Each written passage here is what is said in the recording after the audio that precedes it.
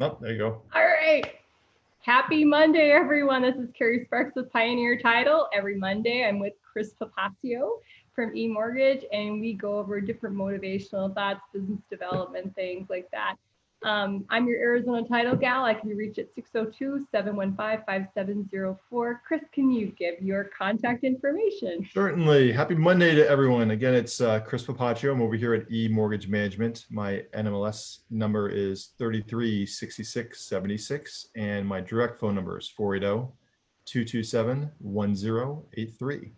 You have a So, website? yes, ArizonaMortgageStore.com. Right on.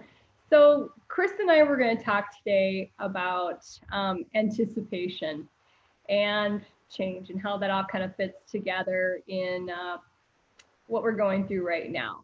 And so, as most of you know, I'm a big Tony Robbins or other motivational speaker fan. And I was just listening to him this morning, and he was giving different analogies about anticipation, but he made a really important statement about business and how those that fail to plan are the ones that, fail.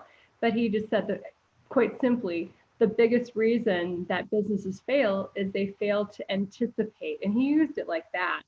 And Chris and I, as many people know, every fall we get together and do business development classes for realtors. And typically, Chris, you're a huge draw. We've filled classrooms over and over again over the years Yep.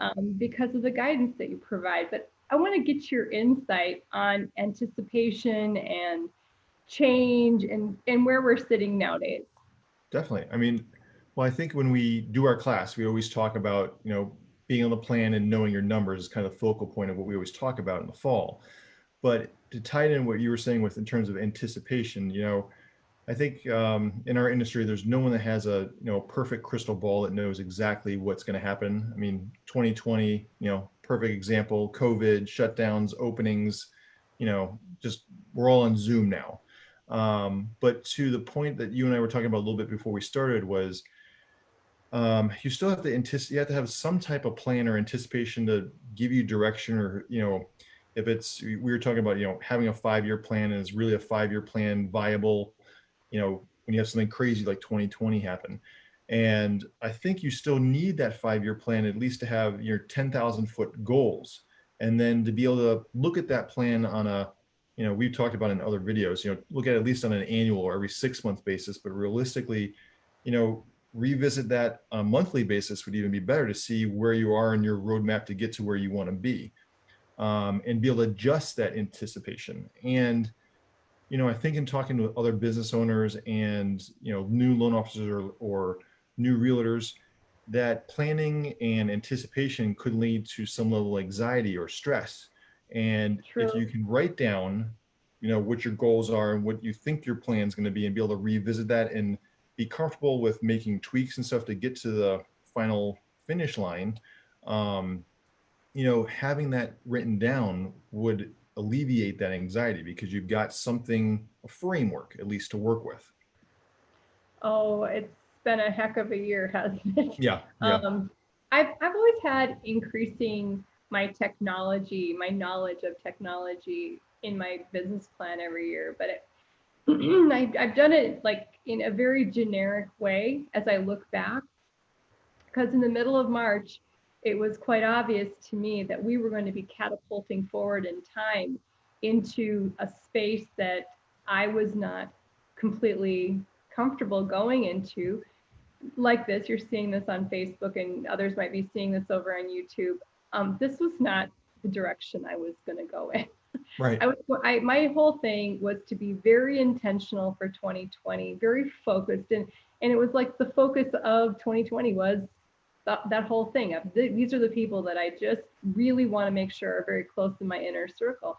But it changed, and it went to a much larger audience, still very intentional, but it's grown. What tools I need in my toolbox have grown substantially.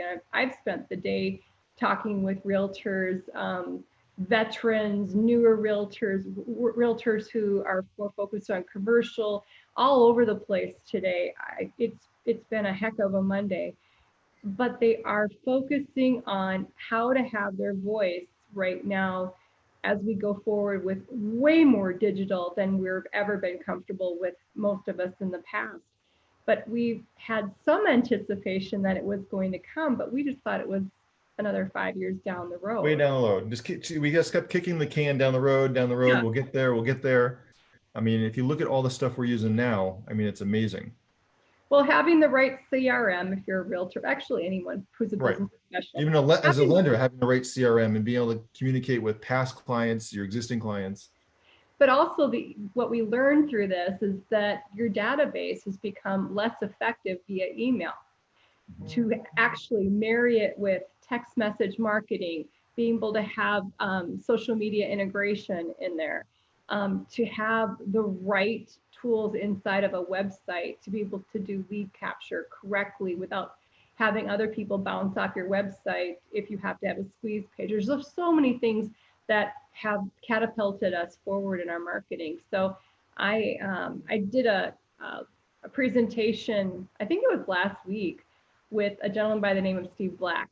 And Steve action packs 70 minutes full of different social media strategies, talks about what the realtor, loan officer, or title person of today really needs to understand to help and reach out. And it's a lot of things that I've anticipated that I would need to know, but I just kind of went and put them on the sideline. And now here I am.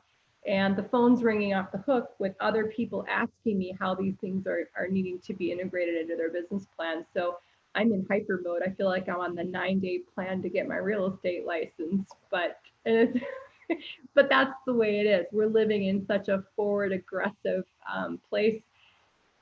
Tomorrow, I'm actually going to be out of the Phoenix area. I'll be up in Flagstaff, or just south of Flagstaff in Munns Park. So it's going to be interesting to see how they're anticipating their market and Yeah. the tools and resources that the Coconino area is going to be having. I've had an account up there for many years, and I get to go see these fine people. You're So just trying to escape the heat.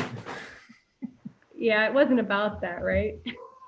So anyways, Chris, I appreciate you doing this every Monday, but I mean, for anyone listening, really think about anticipating success versus responding to something not going right and having a reaction, which is not as powerful as Yeah. the I mean, you can't, I anticipation. mean, and again, I mean, you can't anticipate everything, but the more you can, the more efficient you're going to work.